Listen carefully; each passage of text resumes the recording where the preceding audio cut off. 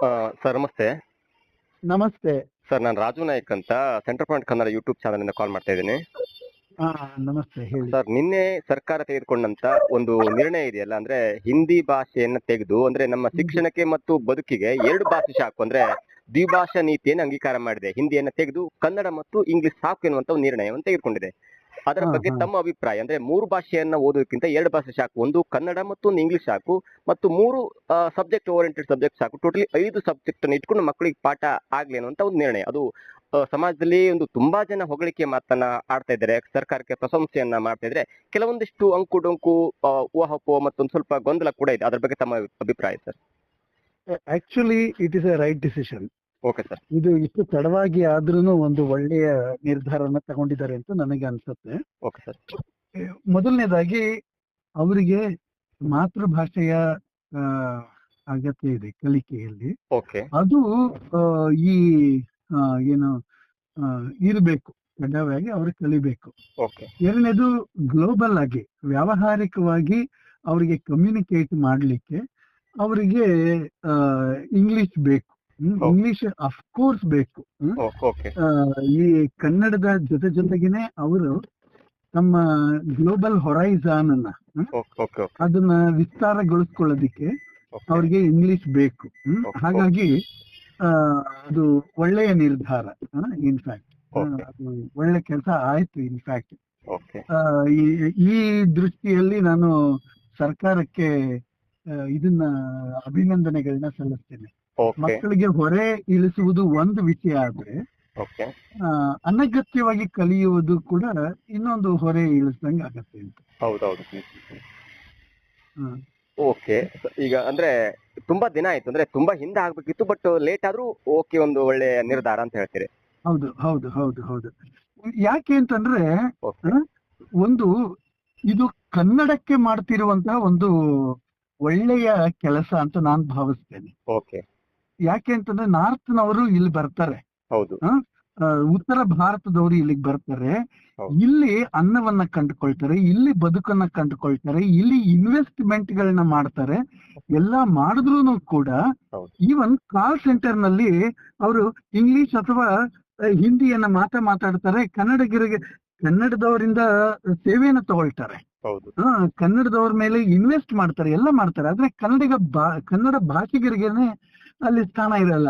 ನಾನು ಯಾವುದೇ ಒಂದು ಕಾಲ್ ರಿಸೀವ್ ಮಾಡಿದ್ರು, ಇದು ಅಫಿಷಿಯಲ್ ಕಾಲ್ಸ್ ಅಲ್ಲಿಂದ ಮಾಡ್ತಾರಲ್ಲ ಸೆಂಟರ್ಗಳಿಂದ, ನನಗೆ ಇಂಗ್ಲಿಷ್ ಗೊತ್ತಿದ್ರು ಕೂಡ ನಾನು ಕನ್ನಡ ಅಂತಾನೆ ಕೇಳ್ತೀನಿ.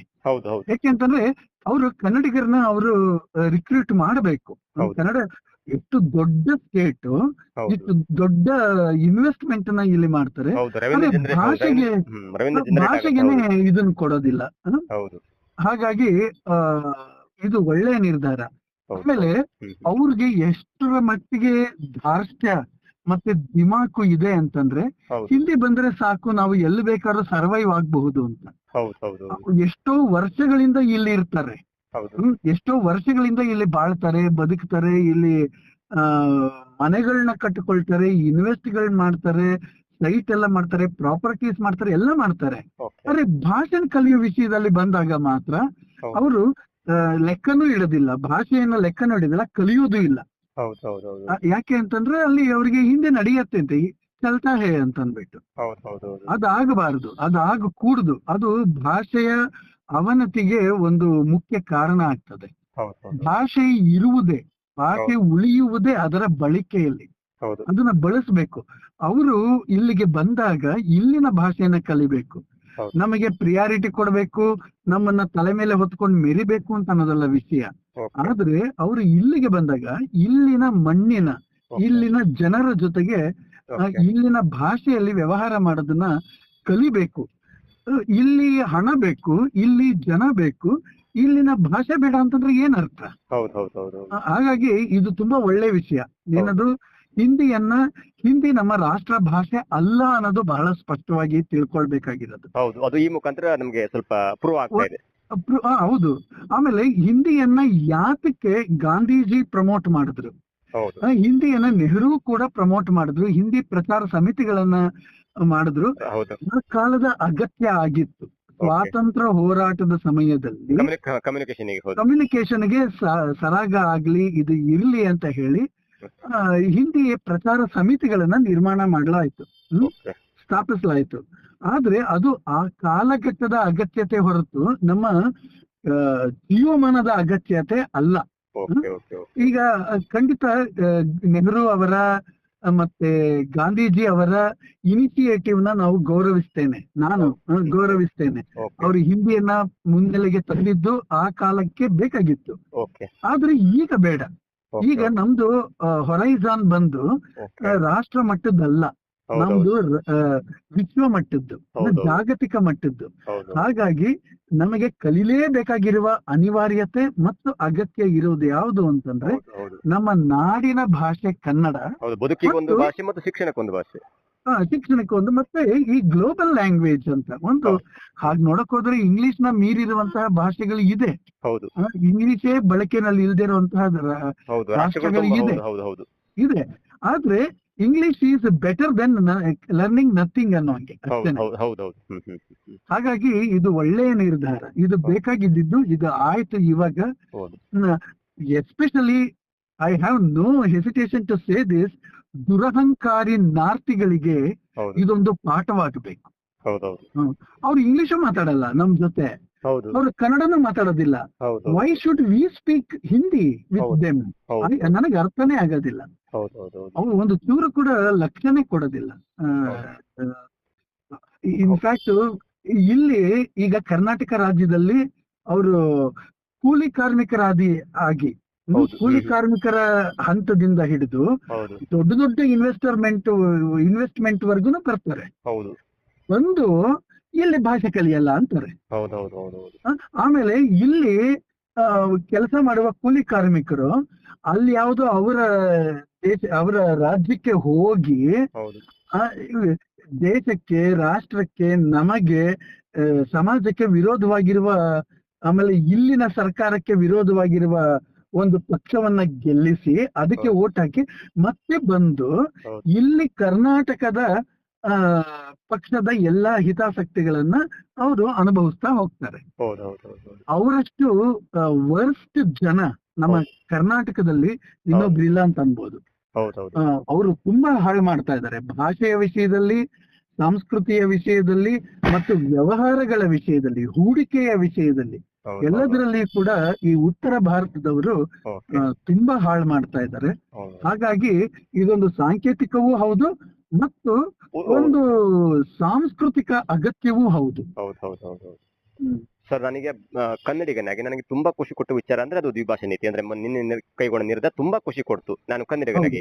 ಎರಡನೇದಾಗಿ ಸ್ವಲ್ಪ ಗೊಂದಲ ಅಂದ್ರೆ ಈ ಎಕ್ಸಾಮ್ ನಡೆಯುವಂತ ಟೈಮ್ ನಲ್ಲಿ ಇದು ಬೇಕಿತ್ತ, ಒಂದ್ ವಾರ ಹಿಂದೆ ಹೋಗ್ಬೋದಿತ್ತು, ಒಂದ್ 2 ತಿಂಗಳು ಹಿಂದೆ ಅನೌನ್ಸ್ ಮಾಡ್ಬೋದಿತ್ತು, ಅಥವಾ ಈ ಎಕ್ಸಾಮ್ ಮುಗಿದ ನಂತರ ಸ್ವಲ್ಪ ಅಂದ್ರೆ 1 ವಾರ ಬಿಟ್ಟು ಅದು ಎಕ್ಸಾಮ್ ಮುಗಿದ ನಂತರ ಅದನ್ನ ಅನೌನ್ಸ್ ಮಾಡ್ಬೋದಿತ್ತು. ಈ ಎಕ್ಸಾಮ್ ಸ್ಟಾರ್ಟ್ ಆದ ಅಥವಾ ಮಧ್ಯದಲ್ಲಿ ಇಂತ ಒಂದು ನಿರ್ಧಾರ ತಾಂತ್ರಿಕ ತೊಂದರೆ, ಅದು ಸರ್ಕಾರ ಆಲೋಚನೆ ಮಾಡಬೇಕಾಗಿತ್ತು. ಇದೊಂದು ತಾಂತ್ರಿಕ ತೊಂದರೆ, ಇದನ್ನ ಸರಿಪಡಿಸ್ಕೊಳ್ಬಹುದು. ಇದೇನಂತ ದೊಡ್ಡ ತೊಂದರೆ ಅಲ್ಲ. ನಿರ್ಧಾರ ಮೊದಲು ಮುಖ್ಯ.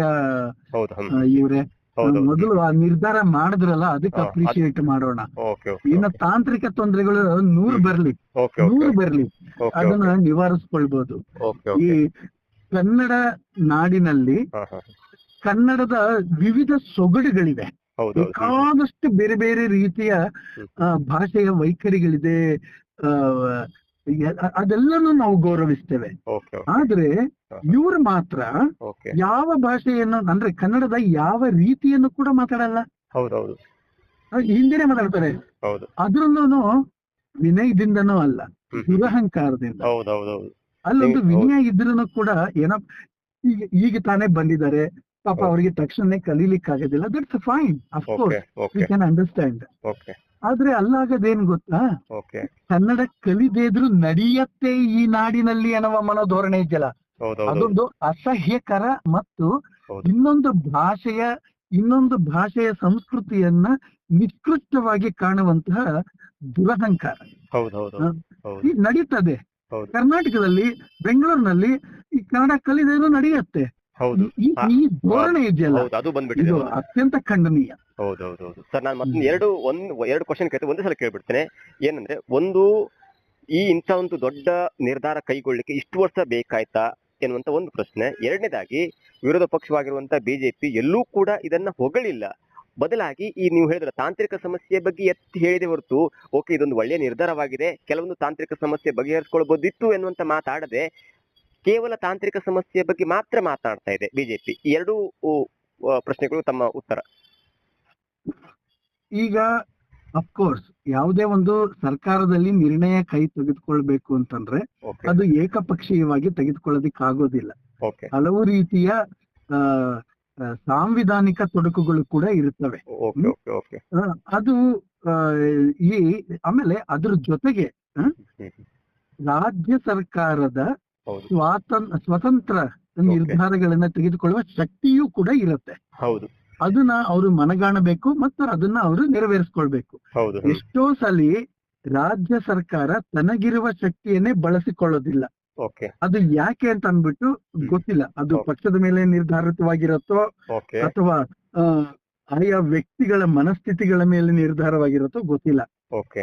ಆದ್ರೆ ರಾಜ್ಯ ಸರ್ಕಾರದ ಶಕ್ತಿಯನ್ನ ಸಂಪೂರ್ಣವಾಗಿ ಬಳಸ್ಕೊಳ್ಳೋದಕ್ಕೆ ಅವಕಾಶಗಳು ಖಂಡಿತ ಇರುತ್ತೆ. ಕೇಂದ್ರದ ವಿರುದ್ಧವಾಗಿಯೂ ಸಹ ಅಧಿಕಾರ ಇರುತ್ತೆ. ಅದನ್ನ ಮಾಡಬೇಕು. ಇನ್ನು ಬಿಜೆಪಿಯವರ ಬಗ್ಗೆ ಮಾತಾಡುವ ಅಗತ್ಯವೇ ಇಲ್ಲ.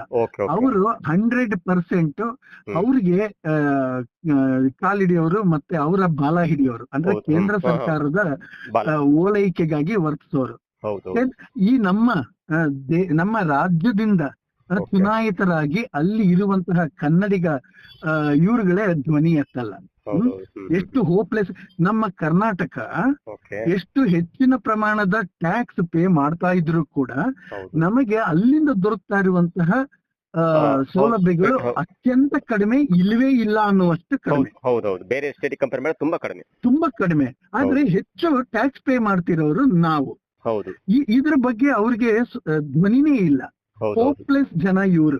ಇಲ್ಲಿಂದ ಬಿಜೆಪಿ ಅವರಾಗ್ಲಿ ಯಾರೇ ಆಗ್ಲಿ ಅಲ್ಲಿ ಹೋಗಿ ಚುನಾಯಿತರಾಗಿ ಅಲ್ಲಿ ರೆಪ್ರೆಸೆಂಟ್ ಮಾಡ್ತಾ ಇದಾರಲ್ಲ, ಕರ್ನಾಟಕವನ್ನ ರೆಪ್ರೆಸೆಂಟ್ ಮಾಡ್ತಿರುವಂತಹ, I don't want to use this word but still my ಏನದು ರೇಜ್ ಅಥವಾ ಏನದು ನನ್ನ ಆಕ್ರೋಶ ಅದನ್ನ ಹೇಳುತ್ತೆ. ಅವರು ಅಯೋಗ್ಯರು. ಕನ್ನಡ ಜನದಿಂದ ಚುನಾಯಿತರಾಗಿದ್ದಾರೆ. ಕನ್ನಡದ ಪರವಾಗಿ, ನಾಡಿನ ಪರವಾಗಿ ಧ್ವನಿ ಎತ್ತಲಾರದಂತಹ ಅಯೋಗ್ಯರು ಅಲ್ಲಿ ಇರೋದ್ರಿಂದ ಅವ್ರ ವಿರುದ್ಧವಾಗಿ ಏನೂ ಮಾತಾಡಲ್ಲ. ಹಾಗಾಗಿ ಈ ವಿಷಯದಲ್ಲಿಯೂ ಕೂಡ ತಾಂತ್ರಿಕ ದೋಷಗಳ ಬಗ್ಗೆ ಮಾತಾಡ್ತಾರೆ. ಯಾಕೆಂದ್ರೆ ಅಲ್ಲಿರೋರೆಲ್ಲ ಹಿಂದಿಯವರು. ಅವರೆಲ್ಲ ಹಿಂದಿನಲ್ಲಿನೇ ಕೆಟ್ಟ ಕನ್ನಡ, ಕೆಟ್ಟ ವರ್ನಾಕ್ಯುಲರ್ ಲ್ಯಾಂಗ್ವೇಜ್ ನ ಕೆಡಿಸುವಂಗೆ ಮಾತಾಡುವಂತಹ ಹಿಂದಿಗರು. ಅವರು ಈಗ ಕರ್ನಾಟಕದ ರಾಜ್ಯ ಸರ್ಕಾರ ಅದ್ರದ್ದು ಹೈಕಮಾಂಡ್ ಬಂದು ಹಿಂದಿಯವರೇ ಆಗಿದ್ರು ಕೂಡ ಈಗ ಇವ್ರು ಅದನ್ನ ಮಾಡಿದ್ದಾರೆ ಅಂತಂದ್ರೆ ಇವ್ರು ಅದನ್ನ ಕೇರ್ ಮಾಡ್ಲಿಲ್ಲ ಅಥವಾ ಅವ್ರು ಅದಕ್ಕೆ ಸಪೋರ್ಟ್ ಮಾಡಿದ್ದಾರೆ ಅಂತಂದ್ರೆ ಅಫ್ಕೋರ್ಸ್ ನಾನು ಕಾಂಗ್ರೆಸ್ ವಕ್ತಾರ ಅಲ್ಲ ಮತ್ತೆ ಕಾಂಗ್ರೆಸ್ ನ ಪ್ರತಿಪಾದಿಸೋನ ಅಲ್ಲದೇ ಇದ್ರೂ ಕೂಡ ಈ ನಿರ್ಧಾರವನ್ನು ನಾನು ಒಪ್ಪುತ್ತೇನೆ ಮತ್ತೆ ಅವ್ರಿಗೆ ಕಂಠದಿಂದ ಪ್ರಶಂಸೆ ಮಾಡ್ತೀನಿ.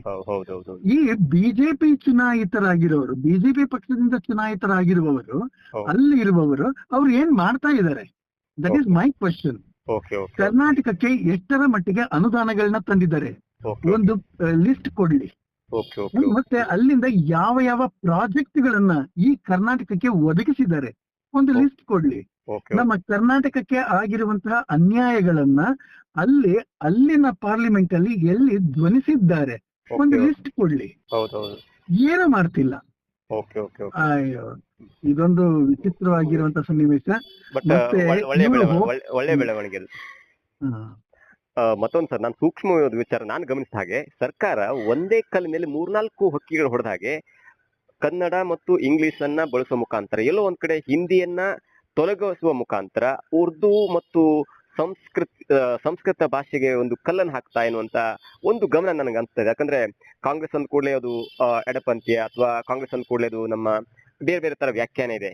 ಆ ವ್ಯಾಖ್ಯಾನದ ಮುಖಾಂತರ ನನ್ನ ಅನ್ಸಿದಂದ್ರೆ ಈ ಹಿಂದಿಯ ಜೊತೆಗೆ ಸಂಸ್ಕೃತಿಗೂ ಅಂದ್ರೆ ಸಂಸ್ಕೃತ ಲ್ಯಾಂಗ್ವೇಜು ಕೂಡ ಒಂದು ಕೊನೆಯ ಮೊಳೆಯನ್ನು ಹೊಡಿತಂತನ. ಸಂಸ್ಕೃತ ಯಾವತ್ತೂ ಕೂಡ ಒಂದು ಏನದು ವ್ಯಾವಹಾರಿಕ ಅಥವಾ ಅಗತ್ಯದ ಭಾಷೆಯಾಗಿ ಯಾವತ್ತಿಗೂ ಕೂಡ ಇಲ್ಲ. ಓಕೆ ಯಾವತ್ತಿಗೂ ಕೂಡ ಇಲ್ಲ. ಓಕೆ ಓಕೆ ಯಾಕೆ ಸಂಸ್ಕೃತವನ್ನ ತಗೊಳ್ತಾ ಇದ್ರು ಅಂತಂದ್ರೆ ಚೆನ್ನಾಗಿ ಸ್ಕೋರ್ ಮಾಡಬಹುದು ಅನ್ನುವಂತಹ ಮಾರ್ಕ್ಸ್ ವಾದಿಗಳು, ಓಕೆ ನಾಟ್ ಗೊತ್ತಾಯ್ತು. ಕಮ್ಯುನಿಸ್ಟ್ ಮಾರ್ಕ್ಸ್ ವಾದಿಗಳು, ಓಕೆ ಗೊತ್ತಾಯ್ತು. MARKS ಮಾರ್ಕ್ಸ್ ವಾದಿಗಳು ಓಕೆ ಸಂಸ್ಕೃತವನ್ನ ತಗೊಳ್ತಾ ಇದ್ದಿದ್ದು. ಓಕೆ ಅದರಲ್ಲೂ ಒಂದು ವರ್ಗದ ಒಂದು ಜಾತಿಯ ಜನ ಅದ್ರ ಬಗ್ಗೆ ಹೆಚ್ಚು ಒಲವೈತು. ಗಮನವನ್ನ ಕೊಡ್ತಾ ಇದ್ದಿದ್ದು. ಹೌದು. ಸಂಸ್ಕೃತ ಒಂದು ಸತ್ತ ಭಾಷೆ ಮತ್ತು ಅದು ಅಗತ್ಯವಿಲ್ದಿರೋ ಭಾಷೆ ಅಂತ ಯಾವ ಹಿಂಜರಿಕೆಯೂ ಇಲ್ಲದೆ ನಾನು ಹೇಳಬಲ್ಲೆ. ಓಕೆ ಓಕೆ ಅಟ್ಲೀಸ್ಟ್ ಹಿಂದಿ ಒಂದು ವ್ಯಾವಹಾರಿಕ ಭಾಷೆ, ಓಕೆ ಹೌದು. ಅದು ಒಂದು ವ್ಯಾವಹಾರಿಕ ಭಾಷೆ. ಹೌದು. ಅದನ್ನ ಅವರು ಐಚ್ಛಿಕವಾಗಿ ಕಲಿಬಹುದು.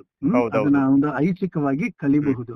ಇನ್ನು ಉರ್ದು ಅಂತೂ ಅದೊಂದು ಒಳ್ಳೆ ಪೊಯಿಟಿಕ್ ಲ್ಯಾಂಗ್ವೇಜ್ ಆಗಿದ್ರೂ ಕೂಡ ಹೌದು. ಅದು ಅಪ್ಪಟ ಭಾರತೀಯ ಭಾಷೆ. ಉರ್ದು ಸಾಬ್ರು ಭಾಷೆ ಅಂತ ತುಂಬಾ ಜನ ತಿಳ್ಕೊಂಡಿದ್ದಾರೆ. ಓಕೆ ಅದು ಓಕೆ ಖಂಡಿತ ಅಲ್ಲ. ಓಕೆ ಅದು ಕಲೆಕ್ಟಿವ್ ಆಗಿ ಹುಟ್ಟಿರುವಂತಹ ಭಾಷೆ, ಭಾರತೀಯ ಭಾಷೆ ಅದು. ಓಕೆ ಅದನ್ನು ಕೂಡ ಹೆಚ್ಚು ಬಳಕೆಯಲ್ಲಿ ಇಲ್ಲದೆ ಬರೀ ಮುಸಲ್ಮಾನರು ಬಳಸುವುದರಿಂದ ಓಕೆ ಅದಕ್ಕೆ ಒಂದು ಹಣೆಪಟ್ಟಿ ಸಿಕ್ಕಿದೆ. ಅದನ್ನು ಕೂಡ ನಮಗೇನ ಹೆಚ್ಚಿನ ಅಗತ್ಯ ಏನು ಇಲ್ಲ. ಓಕೆ ನಮಗೆ ಗ್ಲೋಬಲ್ ರೀಚ್ ಗೆ ಬೇಕಾಗಿರುವಂತಹ ಭಾಷೆ ಅಂತಂದ್ರೆ ಇಂಗ್ಲಿಷ್ ಓಕೆ ಮತ್ತು ನಮ್ಮ ಸಂಸ್ಕೃತಿ, ನಮ್ಮ ಅಸ್ಮಿತೆ, ನಮ್ಮ ತಾಯ್ನುಡಿಯ ಕನ್ನಡ. ಅಸ್ತಿತ್ವವನ್ನ ಉಳಿಸ್ಲಿಕ್ಕೆ ಬೇಕಾಗಿರುವಂತಹದ್ದು ಕನ್ನಡ. ಹೌದು. ಅವೆರಡು ಮಾತ್ರ ನಮಗಿದ್ರೇನೆ ಸಾಕು. ಓಕೆ ಓಕೆ ಈ ವಿಷಯದಲ್ಲಿ, ಕನ್ನಡವನ್ನ ಉಳಿಸುವ ವಿಷಯದಲ್ಲಿ ನಾವು ತಮಿಳುನಾಡಿನ ಸೂತ್ರಗಳನ್ನ ಅನುಸರಿಸೋದ್ರಲ್ಲಿ ಯಾವ ಹಿಂಜರಿಕೆಯೂ ಬೇಕಾಗಿಲ್ಲ, ಯಾವ ನಾಚಿಕೆಯೂ ಬೇಕಾಗಿಲ್ಲ. ಹೌದು. ಅವರು ತುಂಬಾ ಸ್ಪಷ್ಟವಾಗಿದ್ದಾರೆ ಅವರ ಭಾಷೆಯ ವಿಷಯದಲ್ಲಿ, ಹೌದು. ಅವರ ನಾಡಿನ ತಾಯ್ನುಡಿಯ ವಿಷಯದಲ್ಲಿ ಹೌದು. ಅವರು ತುಂಬಾ ಸ್ಪಷ್ಟವಾಗಿದ್ದಾರೆ. ಹೌದು. ಸೋಗಲಾಡಿತನ ಅಂತ ಇರೋದು ಅಂತಂದ್ರೆ ನಮ್ಮ ಕನ್ನಡಿಗರಲ್ಲಿನೇ, ಹೌದು. ನಮ್ಮ ತೆಲುಗಿನವರಲ್ಲಿ ಇದೆ. ಹೌದು. ಹಾಗಾಗಿ ನಾವು ಹೆಚ್ಚಿನ ಗಮನವನ್ನ ಕನ್ನಡಕ್ಕೆ ಮತ್ತು ಗ್ಲೋಬಲ್ ರೀಚ್ಗೋಸ್ಕರ ಇಂಗ್ಲಿಷ್ ಇವೆರಡನ್ನ ಕಲಿಬೇಕಾಗ್ತದೆ. ಓಕೆ ಓಕೆ ಒಟ್ಟಾರೆ ಇದು ಒಂದು ಒಳ್ಳೆಯ ಖಂಡಿತ. ಒಳ್ಳೆಯ ಒಂದು ನಿರ್ಣಯ ಅಂತ ಹೇಳ್ಬೋದು ಸರ್. ಹೌದು ಹೌದು ಹೌದು. ಸರ್ ತಮ್ಮೆಲ್ಲ ಮಾಹಿತಿಗಾಗಿ ಧನ್ಯವಾದಗಳು ಸರ್. Thank you.